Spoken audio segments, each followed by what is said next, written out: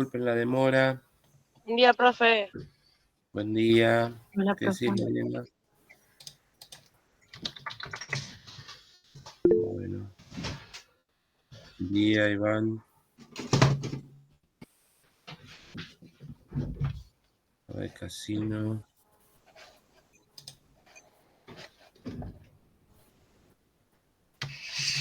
¿Qué tal, Natalie? Buen día.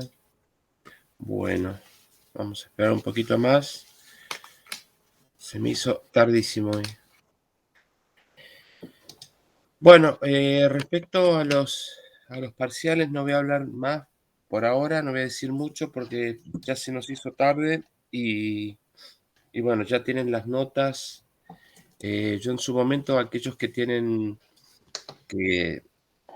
dieron con lo justo, que sacaron 3.50 y les puse 4, voy a tratar de comunicarme de alguna manera por WhatsApp, mandándoles mensajes y les voy a ir comentando algunas cosas para que tengan en cuenta para los próximos, o al menos el próximo examen.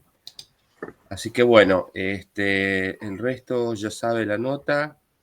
Supongo que todos habrán escuchado los mensajes que envié y, mejor dicho, las notas que subí. A mí no me llegó el mail con la nota. Vos no estás pero si estás en el grupo, está la nota en el grupo subida, Iván. Gracias. La nota está subida en el grupo, ¿sí? Recording in progress. Bueno, fíjate porque está. Retrocedé y está. Bueno, en general, dale. Bueno, ya saben que aprobaron todos, o sea, es la única comisión que aprobaron todos, pero de los que aprobaron, voy a decir nada más, esto de los exámenes hubo al menos 5 350, o sea, muy, muy con lo justo, teniendo en consideración que yo les había dicho 2 preguntas, respondieron solamente preguntas por 2.50, es decir, solamente respondieron 5 preguntas. Sobre 18 que había es realmente muy poco. Así que bueno, quería después, en todo caso, en algún momento, en el feriado, por ahí les mando un mensajito diciendo en qué tienen que, o que se comuniquen conmigo, mandándome mensajes en qué tienen que cambiar. Bueno, el resto a vos, Sofía, te fue bien. A vos, Virginia, también. Vos eras la que tenías 3 exámenes, que vivís ahí en... ¿Cómo es donde vivís? San Vicente. En San Vicente. Claro, claro, bueno. Sí, estaba desesperada ese día. Sí, Bueno, profe. ¿te fue bien en el otro también? No sé, porque no nos dieron la nota, pero pude responder todo lo demás. Yo lo que hice en realidad fue preparar los dos que eran a desarrollar, que era semiología y biología, y el suyo, que era múltiple choice. La verdad que preferí, bueno, supuse que algo iba a poder responder bien. En cambio, los otros a desarrollar es imposible sin preparar algo. Bueno, pero igual te fue bien, que sacaste un 5. Sí, bueno, un 5. Bueno, está ahí, bien. Bueno, no, a mí lo que más me preocupa es los que sacaron 3.50. Eso me preocupa más, porque bueno, bueno, pero eso ya vamos a hablar cuando yo les mande mensaje o ustedes hablen mensaje conmigo. De todas maneras, bueno, están todos aprobados, o sea, la primera parte ya está dada. Lo que queda es dar la segunda parte, que vamos a empezar a ver hoy, pero hoy vamos a empezar, y ya empiezo la clase, ahora ya que somos 20, a retomar un poco este tema de lógica que habíamos dejado, de razonamientos deductivos y no deductivos, porque parte de la metodología que entra ahora en lo que es un razonamiento deductivo válido, es lo que vamos a ver, y otro tipo de razonamientos es lo que vamos a ver en métodos, ¿sí? O sea, se asemeja bastante en la cuestión de la metodología, valga la redundancia, a la próxima unidad, que no sé cuánto podemos ver hoy porque yo empecé tarde. Bien, aquellos que no están en el WhatsApp, traten de unirlos porque yo no sé si están todos en WhatsApp o no. En realidad la idea es que estén todos en WhatsApp porque es mucho más fácil dar las clases y si hay alguna duda, entonces se dice a través del WhatsApp. Ustedes saben que yo estoy prácticamente todo el tiempo conectado, gran parte del tiempo conectado, no digo todo el tiempo, pero esa es la ventaja que tiene, ¿no? Y bueno, entonces podemos, cualquier duda, comunicarnos por WhatsApp. Bueno, el lunes que viene, no, perdón, el jueves que viene no hay clase, yo no doy clase porque es feriado largo, o sea que no vamos a tener clase, recién retomamos el próximo lunes, o sea que durante una semana no vamos a tener clase. Bueno, ya yendo al tema, a la página 18 de lógica, ya después en algún momento les voy a comentar sobre el examen. Ahora déjenme desarrollar esto, porque hubo preguntas, y no y prometo decir nada más que esto, hubo preguntas que se contestaron bien, pero hubo preguntas que aún algunas contestando bien, otras que eran muy fáciles contestaron la más equivocada de todas. O sea, por ejemplo, el principio de inercia nadie la pegó, o sea, muy pocos acertaron esa pregunta de Galileo. Después, sobre Comte también, pero bueno, nada, me llama la atención porque no es la primera vez que yo tomo estas preguntas y son preguntas que se equivocan muchos alumnos en forma reiterativa. Entonces yo lo que les dije un poco por WhatsApp es que hay que tener en consideración un poco más relacionar los temas. Pero bueno, no importa. Vayamos ahora a esto, del otro hablaremos en otro momento. No tengo idea cuándo es el próximo parcial todavía, pero calculo que será fines de junio, ¿sí? Y tampoco menos tengo idea dónde será la sede. Espero que no sea en Lugano porque a mí me cuesta un montón llegar, pero bueno. Nada, el tema es que está bien, estoy contento porque les ha ido bien a todos. Y bueno. Ojalá que no sea paternal nuevamente. No, sí, que sea paternal porque queda cerca de mi casa y llego rápido y No, puedo tomar ojalá el que sea una examen. Avellaneda. No, profe, por favor. En Bueno, no depende Avellaneda. de mí, no depende de mí, no depende de mí. Depende de las autoridades de la UBA y no tengo nada que ver. Por más que yo les diga que sea paternal, no me van a hacer caso. No sé, hasta que no tengamos sede, esto va a seguir así al azar. Bueno, podría ser en San Isidro, porque tengo entendido que hay una UBA en San Isidro, o podría ser en San Miguel, o podría ser en no sé dónde. Hasta ahora nos han tocado esas 3 sedes, no significa que el próximo no sea quizás en otro lugar. Pero bueno, vamos a ver. Cuando sea el momento yo les voy a avisar. Bueno, vamos a la página 18, razonamiento deductivos y no deductivos. Voy a leer. En el razonamiento deductivo, esto algo ya habíamos visto, en el razonamiento deductivo, la conclusión afirma lo que ya estaba contenido en las premisas, aunque expresado de manera diferente. En este razonamiento, la conclusión pretende estar totalmente contenida en las premisas. Era lo que llamamos el conocimiento deductivo, un conocimiento tautológico, que sobre eso, cuando era válido, era tautológico, que eso era la respuesta correcta, que también algunos o algunas se equivocaron, y era solamente saber eso. Acá hay un ejemplo. Todos los hombres son mortales, Sócrates es hombre, Sócrates es mortal. ¿Sí? La conclusión, Sócrates es mortal, ya está incluida en las premisas. ¿Sí? Quiere decir que el conocimiento es tautológico. Por eso dice acá, la conclusión no nos informa nada de que no haya estado de antemano en las premisas. Sócrates es mortal, está implícitamente contenido en todos los hombres son mortales. Estos razonamientos se caracterizan porque sus conclusiones no contienen más información que las premisas de las que parten. Los razonamientos deductivos pueden ser válidos o inválidos. En este caso es un razonamiento válido, ¿no? Los inválidos a su vez se llaman falacias. Están entrando todos tarde, a veces que se llaman todos medio dormidos. También el día, ¿cómo está? Bueno, un razonamiento deductivo es válido cuando la conclusión se deduce necesariamente de sus premisas, lo voy a decir, la relación entre premisas y conclusión es tal que si las premisas son verdaderas, la conclusión puede ser falsa. Ejemplos. A ver, esto medio para mí es la parte más embolante de toda la materia, pero bueno, porque nunca me dediqué mucho a estudiar lógica, les voy a ser honesto. Y cuando me dediqué a estudiar lógica, después no estudié más y me olvidé. Bueno, Hay 4 tipos de razonamientos que vamos a ver acá. Uno es el modus ponens, otro el modus tollens, el silogismo disyuntivo y el silogismo hipotético. Vamos a ver esto. Sobre estos temas no va a entrar nada en el segundo parcial. No es que le vamos a preguntar de un ejemplo de modus tollens o de modus ponens, sino que ¿por qué se da esto? Porque este tema entra en la unidad que viene, en parte, ¿sí?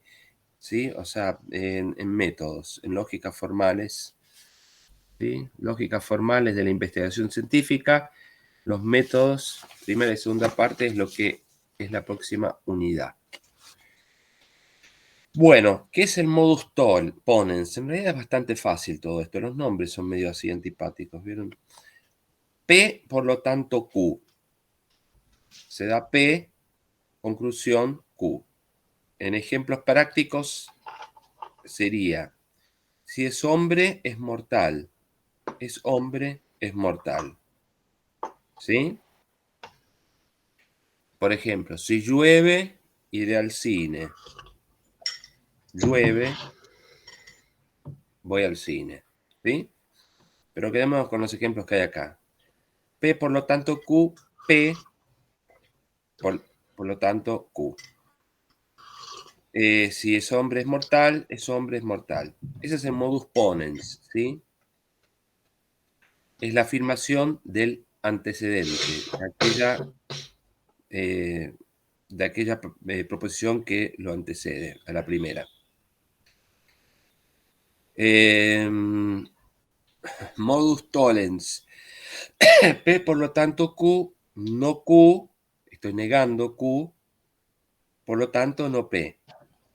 Si es hombre, es mortal, no es mortal, no es hombre. ¿Sí? ¿Se entiende esto, no? Si es hombre, es mortal, no es mortal, niego la segunda, por lo tanto, no es hombre.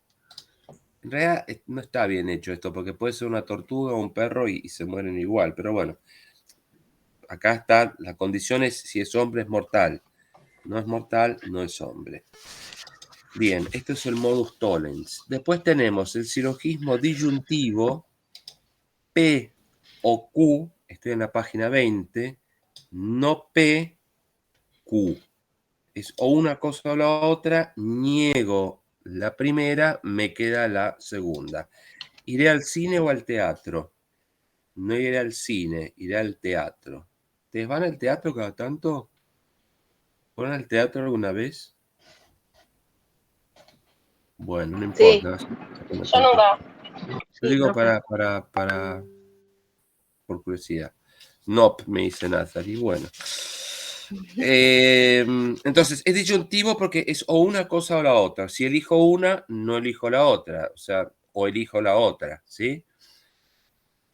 En mi caso, iré en auto o en moto. No voy en auto, voy en moto, ¿sí? En mi caso, o iré en tren o en colectivo. No voy en tren, voy en colectivo. Como dice la canción de Charlie, no voy en tren, voy en avión. Bueno, no importa. Silogismo hipotético es otro tipo de razonamiento. P por lo tanto Q, Q por lo tanto R. Este seguramente los conocen ustedes. Es el típico transitivo, ¿no? Q por lo tanto E, la conclusión es Q por lo tanto R. Si gano dinero, iré a España. Si voy a España, visitaré Barcelona. Si gano dinero, visitaré Barcelona. Bueno, esto ténganlo en consideración. Tengo que ganar mucho dinero porque está caro el viaje a Europa en general.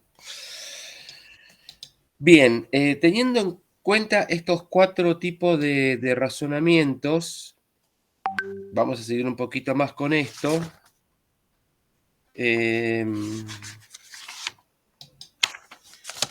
A ver, en todo razonamiento deductivo válido se dan 3 características.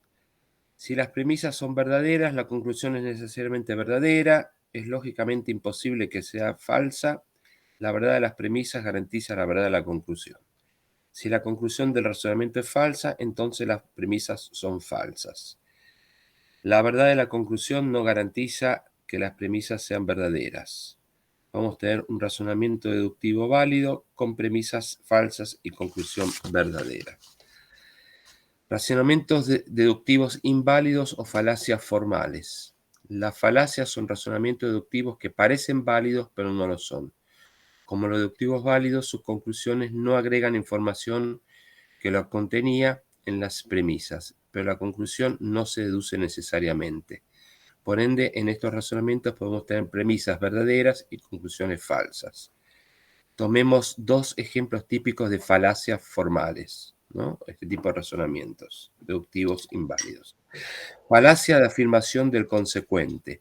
Se parece al modus ponens, al primero que vimos, solo que en la segunda premisa, en vez de afirmar el antecedente P, afirma el consecuente Q. P, por lo tanto, Q se deduce P. Si es hombre es mortal, entonces por lo tanto es hombre. Bueno, es igual al anterior.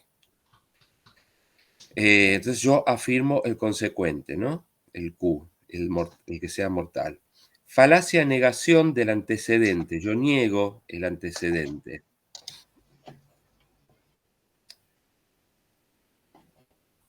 Se parece al modus tollens, solo que en vez de negar el consecuente, Q, en la segunda premisa, niega el antecedente P. P, por lo tanto, Q, no P, por lo tanto, no Q. Si es hombre, es mortal. No es hombre, no es mortal. Bueno, esto ya lo vimos. Estamos hablando entonces, estos son razonamientos deductivos inválidos o falacias informales. Bueno, vamos ahora a ver. Profe, ¿esto se toma con ejemplos? No. No, esto aparece ahora en lo que cuando veamos lógica formal en la parte de métodos, cuando veamos, ahora les voy a explicar en un ratito. No, pero no se toma con estos ejemplos, no. Y si se llegase a tomar, yo les aviso, pero no se toma. No se toma. Bueno, voy a leer esto. Razonamientos no deductivos. Hasta ahora hemos visto los deductivos, que podían ser válidos o inválidos. Ahora vamos a ver los no deductivos. Presten atención. Los razonamientos, acuérdense que los deductivos eran tautológicos. Los razonamientos no deductivos responden a la necesidad de extraer a partir de determinadas observaciones o experiencias particulares conclusiones acerca de cosas que no experimentamos. Estos tipos de razonamientos parten de proposiciones sobre hechos para concluir otros hechos o generalidades. No pretenden que sus premisas ofrezcan una evidencia total de la verdad de su conclusión, sino cierta evidencia o fundamento de ella. Por lo dicho, en estos razonamientos la conclusión no está implícita necesariamente en las premisas, ya que posee más información que estas. O sea, no son razonamientos tautológicos, ¿sí? En este sentido, estos razonamientos no establecen una relación de implicación necesaria, sino de implicación probable. Suponiendo que las premisas fueran verdaderas, es probable que la conclusión lo sea, pero no necesariamente. Los razonamientos no deductivos presuponen implícitamente alguna ley de regularidad de la realidad. Único modo de justificar el inferir hechos de otros hechos. En este sentido, los no deductivos son razonamientos a posteriori, que es decir, después de la experiencia, o a partir de la experiencia.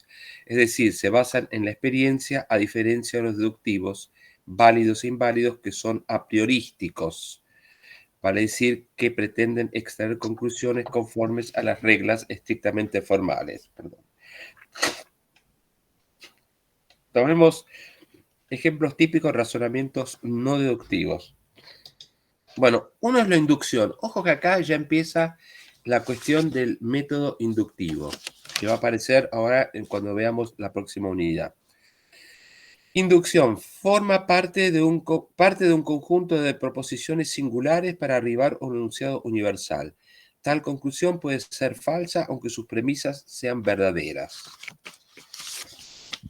Los razonamientos inductivos pueden ser de dos tipos, incompletos y completos. En los incompletos, la conclusión informa más datos de los que contiene las premisas. Por ejemplo, Juan fuma y tose. A1 es B. Carlos fuma y tose. A2 es B. Susana fuma y tose. A3 es B. Matilde fuma y tose. A4 es B. José fuma y tose. A5 es B. AN, o sea, todos los nombrados hasta el momento fuman y tosen. AN es B, ¿no? Podríamos decir, porque yo no fumo, no me gusta hacer apología del tabaco, entonces podemos decir lo mismo, ¿no? Que Patricia se presenta al examen y rinde.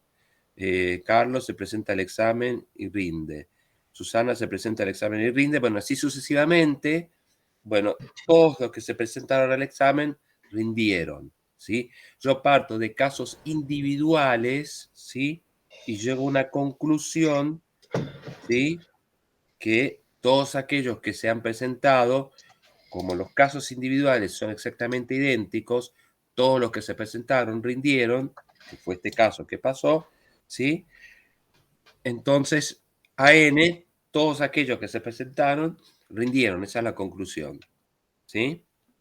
¿Se entiende?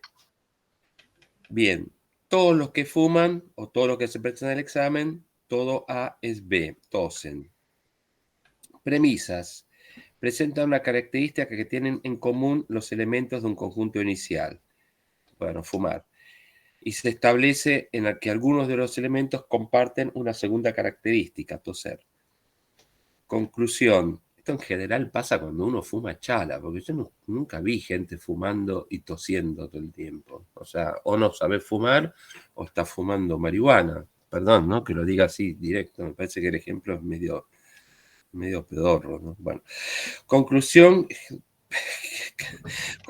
generaliza la segunda. ¿Vieron que cuando fuman chala tosen? Bueno.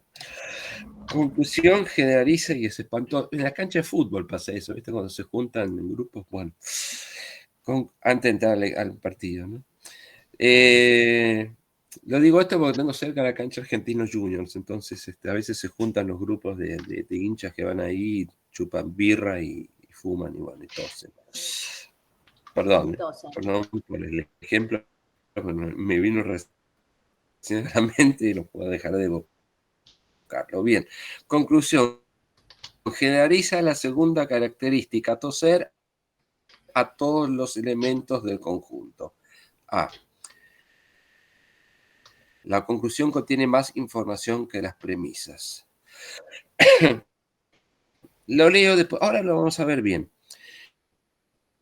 Las premisas dan algún fundamento a la conclusión, pero esta no es necesaria sino probable. Que algunos que fuman tosen no implica que necesariamente todos los que fuman tosen. Claro, ¿por qué probable es este razonamiento? Hasta ahora todos los alumnos que se han presentado al examen han aprobado. Supongamos que se hubiese presentado ahora un alumno y la UBA hubiese dicho, no, tómele el examen igual, porque tuvo una situación X que no se pudo el examen y hubiese dado mal el examen, ¿sí? Entonces, bastaba con que uno diese mal el examen y este razonamiento, todos los que se presentaron al examen aprobaron, ¿sí? Era incorrecto, ¿sí? Basta con que uno se presente al examen de los 10 o 15 o no, ¿cuántos será que 39 creo que se presentaron, pero si se hubiese presentado un número 40 y hubiese desaprobado, la conclusión hubiese sido completamente distinta, ¿sí? Porque no todos los que se presentan en el examen tosen, Dios mío, aprueban, ¿sí?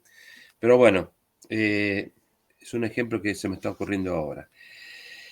Los inductivos completos, en cambio, se aproximan de hecho a un razonamiento inductivo, dado que la conclusión no aporta más información que lo que ya existe en las premisas. Claro, ¿cuál es la diferencia entre el inductivo completo y el incompleto? Que el inductivo completo es lo que pasó en el examen.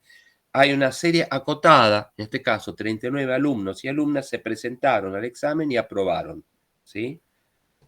Pongamos como les gusta acá en la unidad, 39 chabones y chabones fuman y tosen, ¿sí? Entonces, ese es un inductivo completo, porque es el grupo de los 39. Por lo tanto, la conclusión es, todo aquel que fuma, tose, ¿sí? Porque se toma una muestra cerrada de un grupo de personas que fuman y tosen.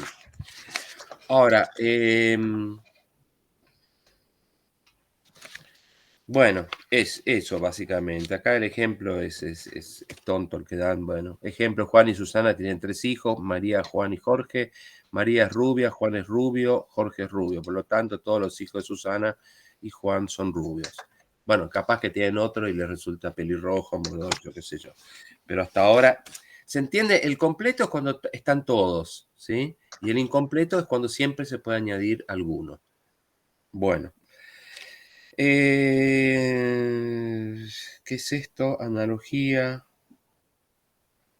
Profe, disculpe. Sí, dale, sí. No entendí muy bien, porque en los dos casos se pueden agregar. En el completo se puede agregar porque pueden tener otro hijo más. Y en el incompleto también porque se puede presentar otra persona a rendir. Bueno, pero se supone que ya llegaron a una edad que no pueden tener más hijos. Buah. Y se supone que ahí se terminó de tomar el examen, ¿sí? O sea, es un grupo cerrado. ¿Mm? No pueden tener más hijos. Bien. Y de hecho pasó, yo tomé 39, no tomé más exámenes, o sea, fueron 39 los que se presentaron. Bueno, Perdón, igual tiene sí. que ver con que la conclusión no tiene más datos que la premisa, ¿no? Por lo que leímos recién. O sea, Claro, la conclusión en el inductivo, cuando está cerrado, no tiene más datos que la premisa. Pero vamos a ver el caso de los inductivos que son abiertos, ¿sí? Y esto se usa en el método científico. Bueno, ya tengan en consideración lo que yo les dije, ¿sí? De esto igual solamente lo que va a entrar de esto, o sea, lo que aparece en la próxima unidad, es precisamente la parte de inducción, que es el primer método, y esto que tiene que ver con el modus tollens y modus ponens, ¿sí? Si P por lo tanto Q, P por lo tanto Q, y si P por lo tanto Q, no Q, por lo tanto no P. Bueno, acá, a diferencia, ya estamos en la unidad 6, a diferencia de las otras unidades que tienen la parte de, ¿cómo se llama?, de los objetivos y lo que seguía, ¿cómo se llama?, y el resumen, acá se olvidaron de poner los objetivos y el resumen. Bueno, no voy a leer todo esto porque es medio aburrido y aparte creo que no entra nada de esto, lo que voy a... así en forma de pregunta, ¿no? Me refiero. Bueno, acá lo que se pregunta básicamente es si existe un solo método en la ciencia o si hay diferentes métodos, ¿sí? La palabra métodos proviene del griego, creo que ya lo dije en algún momento, que quiere decir camino para llegar hacia un fin específico. Dice, para la ciencia el fin es la producción de un conocimiento sobre la realidad material que sea confiable y fundamentado en razones lógicas y empíricas. El método científico sería entonces el conjunto de pasos y procedimientos que el científico procede para producir ese saber. ¿Hay un método científico único en la ciencia? Bueno, la respuesta es que no, ¿sí? Digamos, y dentro de la concepción cientificista, acuérdense, volvemos al cientificismo, se han debatido dos grandes respuestas en conflicto a la pregunta de cuál es el método de la ciencia. El método inductivo y el hipotético deductivo y su alternativa falsacionista. En lo que sigue veremos estas propuestas metodológicas, todas ellas pensadas como el modelo o la norma única de cualquier investigación en ciencias fácticas.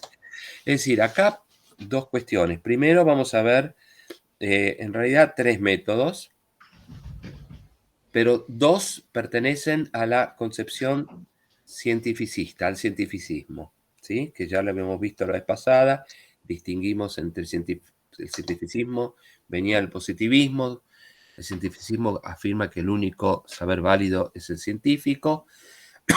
Contra el cientificismo reacciona la epistemología ampliada. El cientificismo no tiene en cuenta la historia interna, la historia externa de la ciencia, solamente la historia interna, ¿sí? Y afirma que el único saber válido, como dije antes, es el científico. Ahora, dentro del cientificismo, que es digamos, la epistemología que ha prevalecido o que se ha impuesto durante el siglo, no solamente XIX, sino durante el gran tiempo del siglo XX, ¿sí? Hay entonces, en principio, dos métodos. Uno, el inductivo, que vamos a ver ahora, y el otro, el hipotético deductivo. Del hipotético deductivo ya algo nombramos cuando vimos a Galileo. ¿Se acuerdan? Que algo habíamos dicho de eso. Bueno, el método inductivo. Empecemos acá y acá vamos a ver cuándo que nuevamente aparecen esto que vimos antes, lo de ponens y tolens, etc. Bueno, ya Aristóteles planteaba a la inducción como esto aparece, estos métodos aparece, la diferencia entre método inductivo, hipotético deductivo y el falsacionismo. Es más, sobre el falsacionismo en general entran como 2 preguntas o 3. Y lo que se les pide en los exámenes, en el segundo parcial, es que sepan distinguir un método de otro. Bueno, vamos entonces al inductivo. Ya Aristóteles... ¿Puede repetir, profe, lo que va a entrar? Por favor. Sí, está bien. Ya ni me acuerdo lo que dije, pero lo que se les pide en el segundo examen, en el segundo parcial, es que sepan distinguir un método de otro, ¿sí? Que sepan distinguir el método hipotético deductivo del método inductivo y del falsacionismo, ¿sí? Eso en general. Y que todos estos métodos respondían a la epistemología cientificista. Bueno, pero tranquila, Lorena, lo voy a repetir todavía varias veces más y cuando hagamos un repaso antes del segundo parcial, vamos a ver por ahí alguna pregunta de estas o no, veremos. Gracias, profe. De nada. Ya Aristóteles planteaba a la inducción como el proceso por el cual, partiendo de casos o sucesos particulares, se logra identificar una relación universal. Bueno, acá está haciendo una historia de cómo surge este método, ¿no? En el siglo XVII, el inglés Francis Bacon, en su Novum Organum, sintetiza los pasos del procedimiento inductivo, que pasa a considerarse el método propio de la ciencia. Es decir, la ciencia cuando surge en la modernidad y ya antes con Aristóteles, partía del método inductivo, es decir, partía de casos singulares. En el siglo XX, el cientificismo le da al inductivismo un nuevo impulso, hasta que los defensores del deductivismo lo criticarán tan severamente que hoy es difícil encontrar defensores del método. Es decir, en el siglo XX renace este método, toma un nuevo vigor en la ciencia, pero después es criticado por otros, ¿sí? Vamos a ver quiénes son, que son los que sostienen el método hipotético deductivo, de manera tan fuerte lo critican a este método que este método prácticamente se deja usar en la ciencia actualmente. Y ya vamos a ver por qué. Los pasos que propone el método para una investigación científica son los siguientes. 1. Observación objetiva de los hechos. ¿Sí? El científico comienza su investigación observando los hechos que en la realidad, tal como se presentan a la experiencia y sin supuestos, hipótesis o preconceptos del científico, que pudiera comprometer la objetividad de la investigación. En el proceso de observación, el científico se limita a recoger los datos de la realidad sin hipótesis ni ideas preconcebidas. ¿Sí?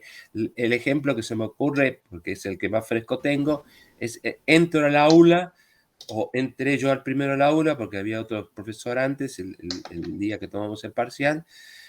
Esto fue así, ¿no? O fue a la tarde, no me acuerdo. Bueno, creo que fue a la mañana. Entro al aula y entran los alumnos, ¿sí? Ahí los hechos para mí son los alumnos, ¿sí? ¿Sí? Y las alumnas. Es decir, yo no sé a priori si van a aprobar o no, ¿sí? ¿Se entiende? Esa es la observación objetiva de los hechos. Yo, profesor, veo alumnos sentados y alumnos, alumnas y alumnos sentados. A medida que van entrando más alumnos y alumnas, veo que, bueno, que el recinto o el aula se llena. Registro de lo observado. Segundo paso. El investigador transcribe los hechos observados a proposiciones que los describe, llamados enunciados observacionales. Tengan en consideración este término un poco antipático, enunciados observacionales. Los enunciados observacionales son proposiciones singulares que describen hechos o datos recogidos por el investigador. ¿Sí? Los enunciados son considerados verdaderos para describir hechos ya constatados por el científico en sus observaciones. Bien, entonces esta observación objetiva me lleva al registro del observado o a los enunciados observacionales. Finalmente el 3, análisis. No, queda uno más. 3, análisis, comparación y clasificación de los hechos registrados en busca de regularidades. El científico ordena los datos obtenidos buscando semejanzas, correlaciones o repeticiones entre los hechos obtenidos que le indiquen alguna relación o propiedad común. 4. Generalizaciones empíricas. Déjame ver una cosa. Partiendo de casos observados y habiendo constatado una regularidad, se generalizan las características o consecuencias descubiertas por la ley. Si, por ejemplo, observo que Juan, Pedro y Carlos padecen la enfermedad X, mediante el uso de la medicación M logran curarse, puede inferirse que todos los pacientes que sufran de la enfermedad X podrán curarse del mismo modo. ¿Sí? Disculpen. Como el procedimiento se basa en un razonamiento inductivo, el cual es lógicamente inválido, los inductivistas proponen 3 condiciones de generalización que legitimen las leyes obtenidas. ¿Ustedes leyeron esto antes o lo estoy leyendo yo ahora como le estreno una película en Netflix?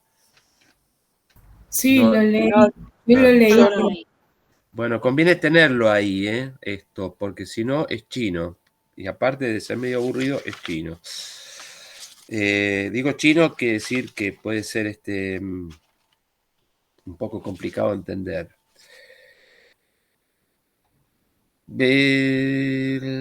Bueno, sigo leyendo y después explico. Van a ver que no es tan difícil esto. A ver, 1. Obtener un gran número de observaciones. De la observación de un solo caso no se puede concluir que todos los casos vayan a ser iguales. Si observo que una barra de hierro es conductora de electricidad, eso no me permite concluir que todos los metales también lo sean. Tal vez sea una propiedad solo de esa barra de hierro, o quizás observamos una coincidencia casual entre 2 fenómenos que no poseen conexión alguna. Solo si observamos una cantidad significativamente grande de casos, es posible asegurar que las relaciones que observamos entre los fenómenos presentarán alguna regularidad no atribuible al azar. Es decir, cuanto más cantidad de casos yo tengo que se van cumpliendo, más voy arribando a la conclusión que esos casos se van a dar en el futuro. Si yo digo, no sé, Julieta Cerviño tiene gripe, tomó paracetamol y se curó. O tiene dolor de cabeza, tomó paracetamol y se curó. Voy a dar un ejemplo concreto de lo que estoy viendo en la pantalla o me aparecen los nombres. Sofía tiene dolor de cabeza, tomó paracetamol y se curó. Iván tiene dolor de cabeza, tomó paracetamol y se curó. Laura tiene dolor de cabeza, tomó paracetamol y se curó. Lorena tiene dolor de cabeza, tomó paracetamol y se curó. Yo puedo concluir que los que quedan, o los que veo que Mara Maqueira, perdón si está pronunciado mal el apellido, tomará paracetamol y se curará, ¿sí? O sea, de casos antecedentes, a partir de la experiencia de casos singulares, llego a una conclusión que es probable, nunca necesaria. ¿Y qué digo? Dado que tengo 4 casos, ¿sí? Que pueden ser más, muchos más, que toman paracetamol y se les va el dolor de cabeza, el quinto caso que se me presenta, le doy paracetamol, deduzco que es probable que tome paracetamol y se les cure el dolor de cabeza. Pero basta con que Mara tome paracetamol y no se le vaya el dolor de cabeza, yo no puedo llegar a la conclusión, perdón, todos los alumnos o alumnas, en este caso, alumnos y alumnas que han tomado paracetamol, se les irá el dolor de cabeza, ¿sí? Por eso siempre en el método inductivo, a la conclusión que se llega es una conclusión probable, porque basta con que haya un caso que contradiga a todos los anteriores y la conclusión ya deja de ser verdadera. ¿Sí? Es eso el método inductivo. ¿Mm? Básicamente es eso. Yo puedo tener estos bichos en laboratorio, estos, ¿cómo se llama? Que no son ratas, sino que son cobayos, ¿sí? No son hámsters, cobayos. Le doy a 100 cobayos en un método, en un laboratorio bajo condiciones experimentales. Tienen un virus. Les inyecto una vacuna X contra ese virus y los 100 cobayos se curan, ¿sí? La conclusión es que todos aquellos que tienen ese virus X, les doy la vacuna M, se curarán con la vacuna M, todos que tienen el virus X. Pero basta con que introduzca en el experimento 20 cobayos más bajo esas mismas condiciones de experimentación, ¿sí? Ya vemos cómo el experimento tiene su cuota de fundamento en la ciencia. Basta que yo ponga 20 más, se curen 19 y tenga 119, pero el número 120, que tiene el virus X, yo le doy el remedio M y no se cura. Entonces la conclusión que yo saco es que no necesariamente la vacuna M cura el virus X, ¿sí? Por eso la conclusión que se tiene en este método siempre es una conclusión probable, ¿sí? Bien, esto es lo más importante, este método. Después dice acá, variar los factores intervenientes. Si se realizaran muchas observaciones de hechos, pero sin cambiar nada, tendríamos el mismo hecho repetido, lo cual no nos permite aprender nada nuevo. Bueno, esto mucho valor no le den. En cambio, si variamos el método, el tipo de metal, podemos ver si se mantiene alguna relación constante que nos permita generalizar que todos los metales son conductores de electricidad. Esto es una verdad empírica constatable hasta ahora. Todos los metales son conductores de electricidad, ¿sí? Pero quizás en el futuro aparezca un metal y no sea conductor de electricidad. Hasta ahora esta conclusión es necesaria, pero puede suceder que en el futuro aparezca algún tipo de metal y no sea conductor de electricidad. Bien. 3 dice acá que no se presenten excepciones. Si el investigador encuentra un caso que es una excepción a la regularidad que se venía encontrando, ya no está justificado generalizar. Es lo que yo decía antes. Para poder enunciar la ley general, todos los metales son conductores de electricidad, no debe presentarse ningún caso de metal que no sea conductor. Bueno, lo mismo con los bichos de laboratorio, ¿sí? El hecho que yo tenga una cantidad de 120 que se han curado del virus X dándole el remedio M o la vacuna M, no significa que en el futuro, bajo esas mismas condiciones de experimentación y con ese mismo virus, les dé esa vacuna y se curen. Con que aparezca uno que no se cure, ya la conclusión no puede ser todos los que tienen la enfermedad o el virus X, dándoles la vacuna M, se curarán. Bien. Realización de inferencias partiendo de leyes establecidas. La ley obtenida permite deducir explicaciones y predicciones. Si, por ejemplo, partimos de que todos los metales son conductores de electricidad, podemos inferir que si tomamos un trozo de hierro y lo conectamos a un circuito eléctrico, este conducirá electricidad. Por las dudas, les aconsejo que no lo hagan porque se van a quedar pegados. Si la comprobación de esta predicción confirmará la ley. si hemos establecido que la medicación X cura la enfermedad M y encontramos que el sujeto padece esa enfermedad, podremos inferir que si le administramos la medicación se dará. Y al curarse, la ley habrá ganado más evidencias que la confirman. Es muy fácil esto. Entonces, a medida que yo voy teniendo más casos, en el caso de la enfermedad, que es el más claro para mí, en donde teniendo el virus M o el virus X, habíamos dicho, dándole la vacuna M, se curan, ¿sí? Esa conclusión, ¿sí? Se va confirmando. Pero siempre la conclusión es probable, ¿sí? Yo no puedo decir es necesario, como en el caso del razonamiento hipotético, como en el caso del razonamiento deductivo, ¿no? Donde es tautológico, donde la conclusión se deduce sus premisas. Acá no, acá tengo casos particulares que me van confirmando, ¿sí? Hasta llegar a una ley que siempre es probable, y cuantos más casos yo tengo, más probable va a ser ley. Pero aunque tenga 1.500.000, 25 casos confirmados de que se curan con la enfermedad, de la enfermedad que tienen, con la medicina que les doy, puede aparecer un caso más, ¿sí? Que no se cure, ¿sí? En las mismas condiciones de experimentación.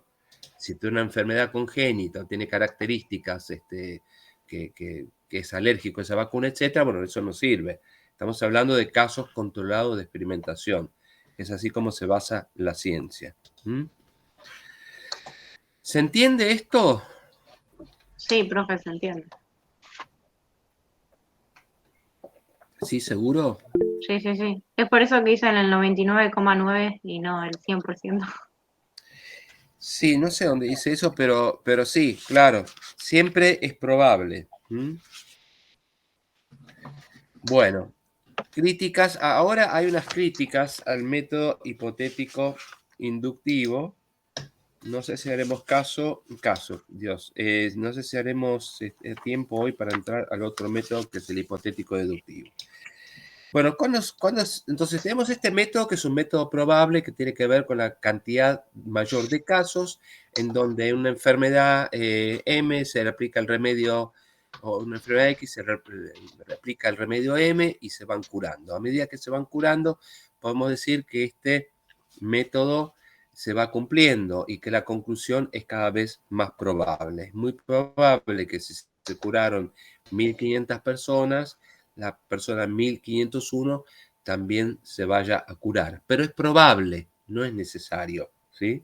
Y basta con que haya un hecho en condiciones de experimentación, que esa persona tenga las mismas condiciones de salud, etcétera, que las demás, ¿sí? Me refiero a que no tenga contraindicaciones, que no tenga alergia, etcétera, y que confirme que la curó la vacuna de esa enfermedad o de ese virus, entonces esa ley se irá comprobando cada vez más, ¿sí? Será cada vez más verdadera, pero siempre será la conclusión probable y nunca necesaria, porque basta un caso y la ley se me viene, se me cae, digamos, esa comprobación, la conclusión se me cae. Bueno, entonces ahí es donde aparecieron las críticas a este método. La primera es invalidez del razonamiento empleado. El razonamiento inductivo en que se apoya el método es lógicamente inválido. Bueno, lógicamente inválido. Habíamos dicho que los razonamientos pueden ser válidos e inválidos. Bueno, tengan en consideración que es inválido. Es lógicamente incorrecto suponer que una característica observada en un grupo de casos esté necesariamente presente en todos los casos. Siempre existe la posibilidad de que se presenten casos futuros que contradigan la ley. Bueno, lo que dije antes. La imposibilidad de asegurar la verdad llevó a los inductivistas a tratar de aumentar al menos la probabilidad de la verdad de las leyes obtenidas por inducción, ¿sí? O sea, siempre es probable, ¿sí? A medida que tenga más casos, parece más probable. 2. Otra crítica. El problema de la probabilidad de las leyes. Los inductivistas argumentaron que las leyes obtenidas por inducción son probablemente verdaderas, siendo el grado de probabilidad directamente proporcional al número de observaciones que la apoyen. Es decir, que aunque aumentemos el número de verificaciones de la ley, la probabilidad de ser verdadera no aumenta, ¿sí? Es decir, siempre puede haber un caso que la desmienta. Nos quedan 10 minutos nada más.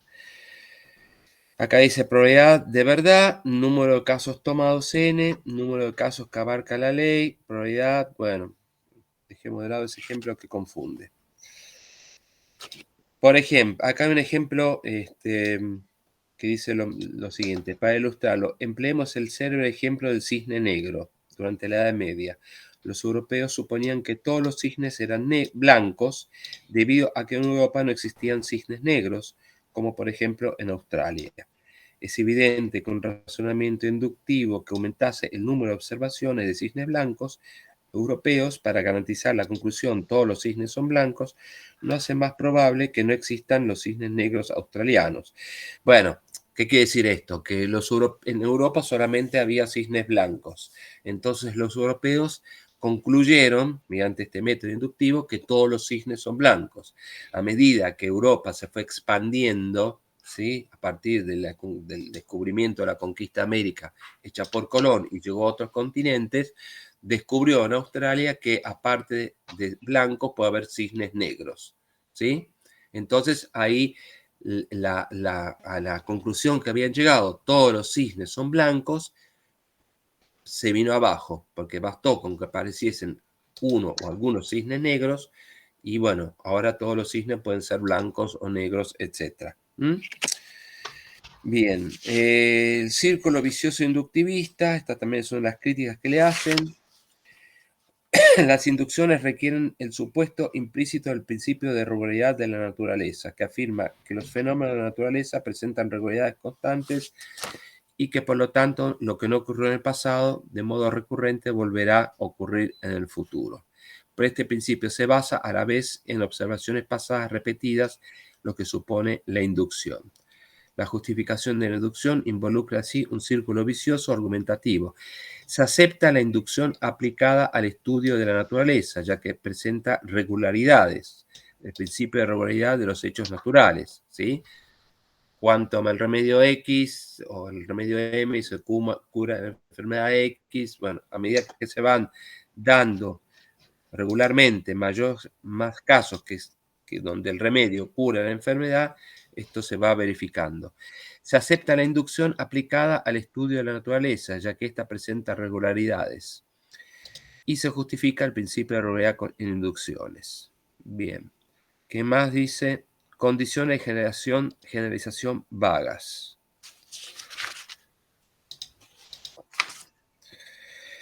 Bueno, el método inductivo, esperen un poco que acá me aparece esto. 7 minutos. El método inductivo propone que para generalizar a leyes se haya obtenido un gran número de observaciones y haber variado los factores que intervienen en los hechos investigados.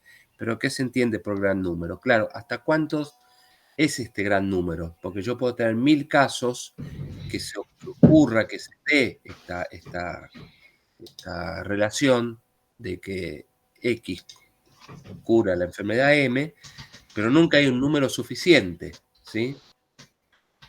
¿Y cuáles y cuántos son los factores intervinientes que deben variarse? Todos los posibles se tornarían un procedimiento infinito. Y si son solo los factores importantes. ¿Cómo saber cuáles serían esos factores y cuáles no sin una hipótesis previa? ¿Qué están queriendo decir con todo esto a la crítica que le hace el método inductivo? Que siempre se parte de una hipótesis. Y ahora vamos a ver, la ciencia no investiga sin hipótesis. El inductivismo sostiene que las observaciones de hechos deben realizarse sin hipótesis previas. Esto es el inductivismo, ¿sí? El método inductivo. El investigador debe recabar los datos relevantes para la solución del problema de investigación, pero el problema que investiga no define el tipo concreto de datos que debe reunir. ¿Sobre qué criterios se seleccionan los datos considerados significativos? Solo desde una hipótesis previa que oriente acerca de las conexiones posibles entre los hechos que se están estudiando. Es imposible reunir datos sin una hipótesis que permita seleccionar de la totalidad inabarcables de hechos aquellos considerados relevantes. Bueno, todo esto lo que queda acá lo voy a, lo voy a explicar de esta manera. ¿Qué? Porque quedan 5 minutos. Igual esto retomamos la próxima clase, que es el lunes, ¿sí? O sea, la crítica que se le hace al inductivismo es que, primero, nunca va a llegar a una verdad completamente certera, ¿sí? Siempre la conclusión va a ser probable, porque siempre puede haber un caso que contradiga todos los anteriores. Y la segunda, que es la más importante, siempre se parte de una hipótesis previa. Es decir, yo tengo que tener una idea, un supuesto en mi mente que diga, si yo aplico a la enfermedad X el remedio M, es probable que se curen, ¿sí?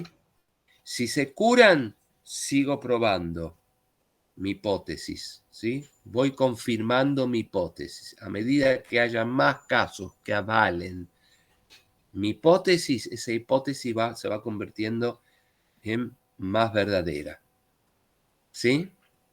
Pero siempre tengo que tener una hipótesis. Yo no agarro las cosas por azar, sino que tengo una hipótesis, una idea, un supuesto previo.